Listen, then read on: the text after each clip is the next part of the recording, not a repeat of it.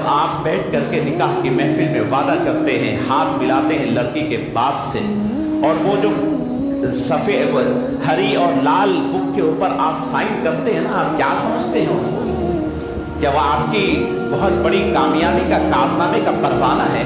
ارے وہ ایگریمنٹ پہ آپ سائن کر رہے ہیں، وہ وعدے ہیں، اس کو کھول کر پڑھیے، پڑھائیے، نظم کو بدلیے۔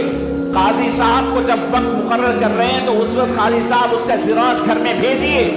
آج تک ان بکس کا انگلش میں اور تیلگو میں اور ہندی میں ٹرانسلیشن نہیں ہے، اردو میں ہے، اور 80% لوگ اردو نہیں جانتے۔ قاضی صاحب ایک پیپر پہ دوسرا پیپر، دوسرے پہ تیسرا پیپر، چوتھا پیپر چڑھاتے ہیں، پلٹاتے گئے، سائن لیتے گئے، خطبہ نکاح پڑھ دیا گیا۔ وہ جانتے نہیں ہیں کہ کون سے پیپر پہ آپ سائن کر رہے ہیں۔ یہ وعدے ہیں، اس کے اندر لکھا ہوا ہے کہ تم میرا لخت جگر، میرے دل کا ٹکڑا لے جا رہے ہو، خدا کے لیے اسے سنبھال کر رکھنا۔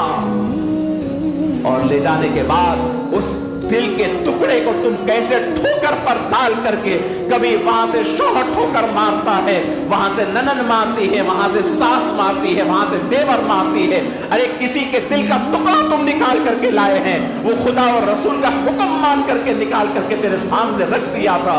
اس وقت جب تیرا ہاتھ پکڑ کر لڑکی کا باپ تو اس کی صورت کو دیکھنا تھا کہ اس کے آنکھوں میں آنسو تھے، دل بے چین تھا کہ میری بیٹی کا کیا حال ہوگا، تو لے جا کر کے بے کسی کے ساتھ، اس بچی کے ساتھ کیا کچھ تم نے کیا ہے۔ یہ وعدہ خلافی ہے، یہ وعدہ خلافی یہاں بھی رسوا کرے گی اور خدا کی بارگاہ میں بھی ذلیل کرے گی۔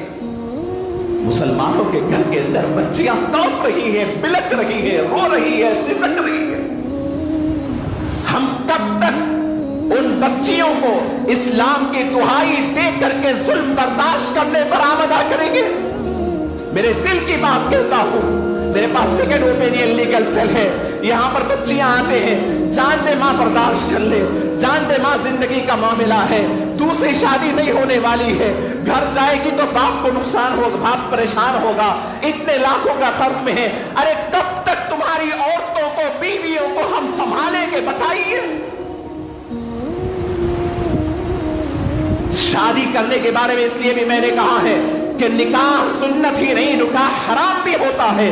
اگر تمہاری ماں اپنی بہو کو سنبھالنے کی لائق نہیں ہے، تمہاری بہن اگر اپنی بھاوج کے ساتھ اخلاق سے رکھنے کا معیار نہیں ہے، تو پھر تم شادی کرنے کی ضرورت نہیں جب تک کہ تم علیحدہ نہ ہو جاتے ہو۔